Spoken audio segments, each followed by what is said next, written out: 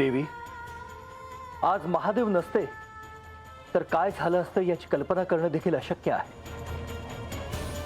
समुद्र पंथनातून बाहेर आलेलं विष त्यांनी प्राशन केलं नसतं तर या साऱ्या सृष्टीचा विनाश अटळ होता देवी.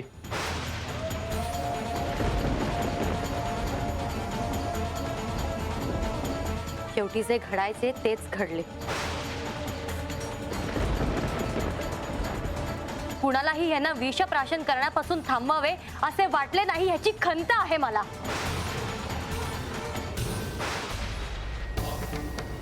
कुणालाही असे वाटले नाही की हे दायित्व आपण घ्यावे, हे संकट आपण स्वतःच्या अंगावर ओढून घ्यावे, सृष्टीला ह्यापासून सोडवावे असे कोणालाही वाटले नाही. ब्रह्मदेव, आपण तर त्रिमूर्तींपैकी एक आहात ना, आपण का नाही थांबवलेत यांना? देवी, स्वतःचा शोक आवरा, सांभाळा. मी जरी महादेवास रोखण्यास गेलो असतो तरी त्यांनी मला तसं करू दिलं नसतं देवी. पण तुम्ही प्रयत्न देखील केले नाही. कुणीही त्यांना असे सांगितले नाही की असे करू नका. का का वागलात तुम्ही असे? का? देवी, देवी, आम्ही त्यांना काय सांगणार, कसं रोखणार? ज्यांनी या सृष्टीच्या चलनवलनाचे नियम घालून दिले त्या नियमांचं पालन कसं करावं याचे धडे ज्यांनी साऱ्यांना दिले त्यांना आम्ही काय सांगावं आणि कसं सांगावं? इंद्रदेव, हा युक्तिवाद म्हणून उत्तम आहे, पण सृष्टीच्या रक्षणाचे कल्याणाचे दायित्व फक्त श्री महादेवांनीच घ्यायचे का? इतरांना काहीच कसे वाटत नाही? देवी, मी तुमचा राग समजू शकतो, पण इंद्र म्हणतो तेही सत्य आहे. मुळात हे विषप्राशन करण्याचं सामर्थ्य कुणाकडे आहे देवी?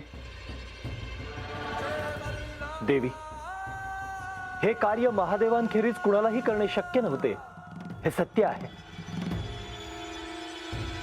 आणि आपण साऱ्यांनी त्याचा स्वीकार करायला हवा.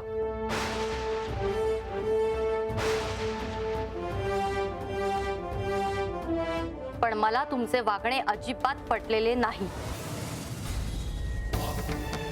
आज जर तुम्ही यांना थांबवले असते तर यांची ही अशी अवस्था झाली नसती.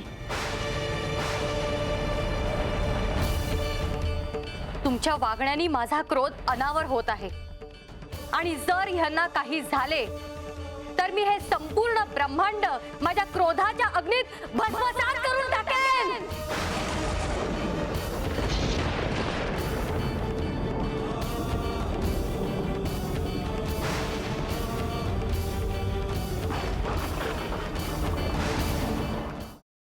Paneer mushroom stick with barbecue sauce करण्यासाठी लागणारे साहित्य: किसलेलं गाजर, उकडलेला बटाटा, पनीर, तांदूळाचं पीठ, रवा, मटार, मशरूम, कोबी, मीठ, मिरची, कोथिंबीर आणि बार्बेक्यू सॉस. कृती: प्रथम एका बाउलमध्ये किसलेलं गाजर, उकडलेला बटाटा, कुस्करलेलं पनीर, मटार, मशरूम, हिरवी मिरची, कोथिंबीर, कोबी, मीठ आणि तांदूळाचं पीठ घालून सर्व एकजीव करून घ्यावं. तयार मिश्रणाच्या स्टिक बनवून रव्यामध्ये घोळवून गरम तेलात तळून घ्याव्यात आणि सर्व्ह कराव्यात.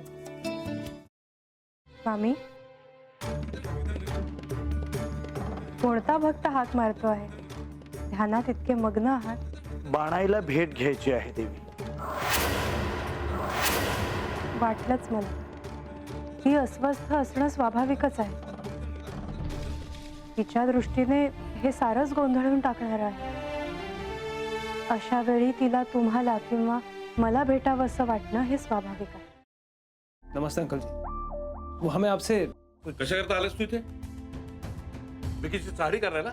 काय समजतो काय स्वतःला तू?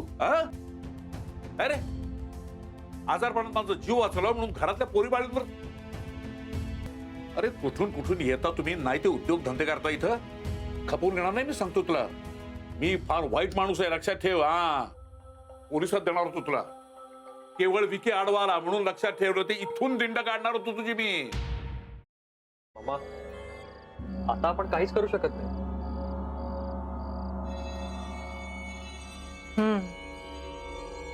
पण आर्चिस, हे असं कसं शक्य आहे? आपण तर सगळे आवाज रेकॉर्ड केले होते ना, राईट?